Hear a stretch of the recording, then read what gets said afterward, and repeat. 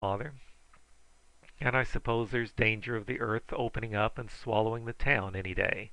But I'm damned if I quit business for fear it will, and the Bird Woman won't either. Everyone knows her and her work, and there is no danger in the world of anyone in any way molesting her, even if he were stealing a few of McLean's gold-plated trees. She's as safe in the Limberlost as she is at home, so far as timber thieves are concerned. All I am ever uneasy about are the snakes, poison vines, and insects, and those are risks she must run anywhere. You need not hesitate a minute about that. I shall be glad to tell them what you wish.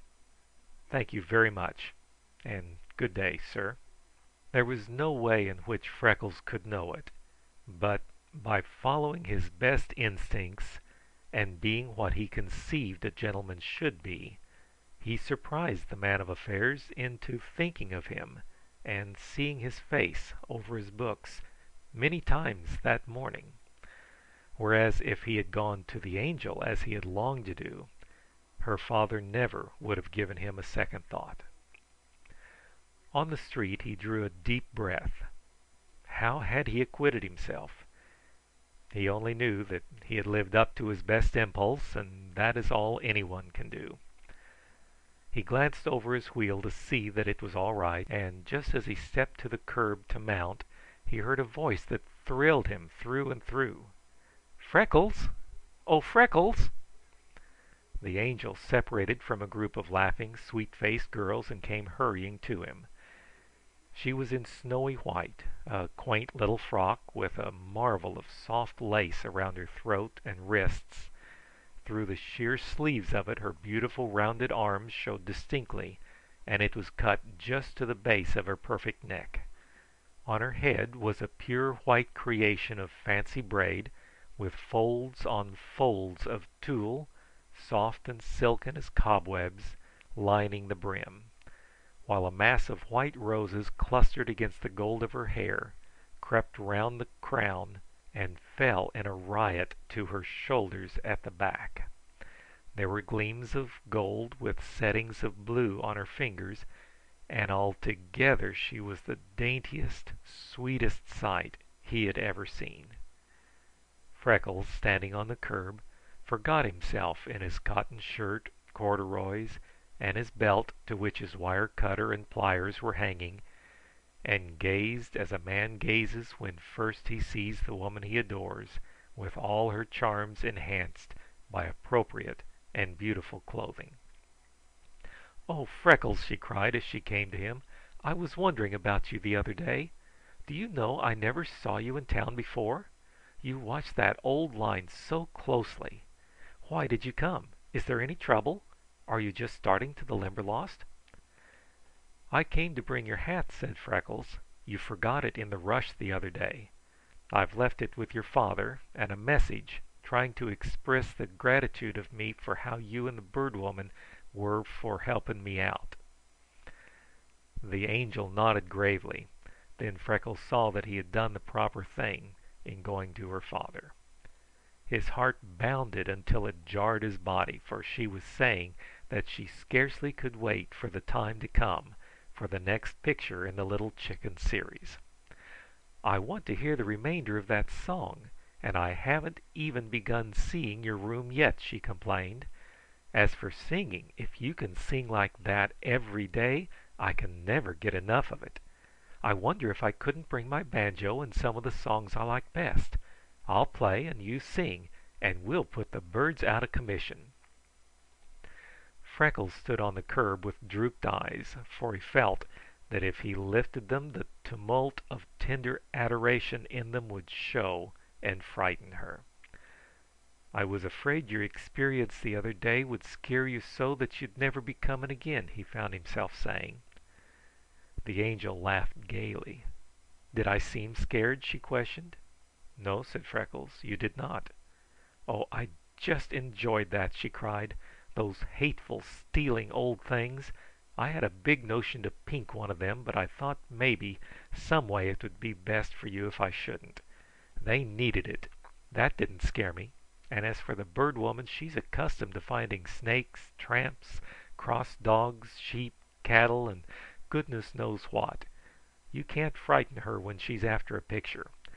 Did they come back?" "No," said Freckles. "The gang got there a little after noon and took out the tree. But I must tell you, and you must tell the Bird Woman, that there's no doubt but they will be coming back, and they will have to make it before long now, for it's soon the gang will be there to work on the swamp." "Oh, what a shame!" cried the Angel. "They'll clear out roads, cut down the beautiful trees, and tear up everything. They'll drive away the birds and spoil the cathedral. When they've done their worst, then all these mills close here will follow in and take out the cheap timber. Then the landowners will dig a few ditches, build some fires, and in 2 summers more the Limberlost will be in corn and potatoes." They looked at each other and groaned despairingly in unison. "You like it too?" said Freckles. "Yes," said the Angel. "I love it. Your room is a little piece right out of the heart of fairyland. And the cathedral is God's work, not yours. You only found it and opened the door after He had completed it. The birds, flowers, and vines are all so lovely. The Bird Woman says it's really a fact that the mallows, foxfire, iris, and lilies are larger and of richer coloring there than in the remainder of the country. She says it's because of the rich loam and muck.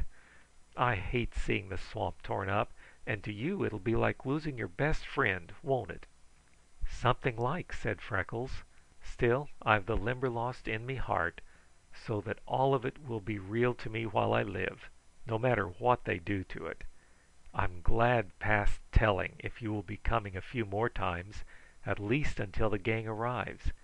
Past that time I don't allow myself to be thinking." "Come, have a cool drink before you start back," said the Angel. "I couldn't possibly," said Freckles. "I left Mrs. Duncan on the trail, and she's terribly afraid of a lot of things. If she even sees a big snake, I don't know what she'll do." "It won't take but a minute, and you can ride fast enough to make up for it. Please, I want to think of something fine for you to make up a little for what you did for me that first day." Freckles looked in sheer wonderment into the beautiful face of the Angel. Did she truly mean it? Would she walk down that street with him, crippled, homely, in mean clothing, with the tools of his occupation on him, and share with him the treat she was offering? He could not believe it, even of the Angel. Still, in justice to the candor of her pure sweet face, he would not think that she would make the offer and not mean it. She really did mean just what she said, but when it came to carrying out her offer, and he saw the stares of her friends, the sneers of her enemies, if such as she could have enemies, and heard the whispered jeers of the curious, then she would see her mistake and be sorry. It would be only a manly thing for him to think this out and save her from the results of her own blessed bigness of heart. "I really must be off," said Freckles earnestly, "but I'm thanking you more than you'll ever know for your kindness. I'll just be drinking bowls of icy things all me way home in the thoughts of it." Down came the Angel's foot. Her eyes flashed indignantly. "There's no sense in that," she said. "How do you think you would have felt when you knew I was warm and thirsty, and you went and brought me a drink, and I wouldn't take it because goodness knows why? You can ride faster to make up for the time. I've just thought out what I want to fix for you." She stepped to his side and deliberately slipped her hand under his arm, that right arm that ended in an empty sleeve. "You are coming," she said firmly. "I won't have it." Freckles could not have told how he felt. Neither could anyone else.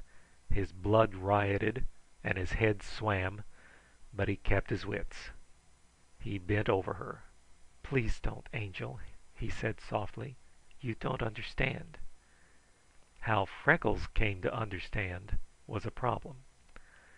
"It's this," he persisted. "If your father met me on the street, in my station and dress, with you on me arm, He'd have every right to be caning me before the people, and not a finger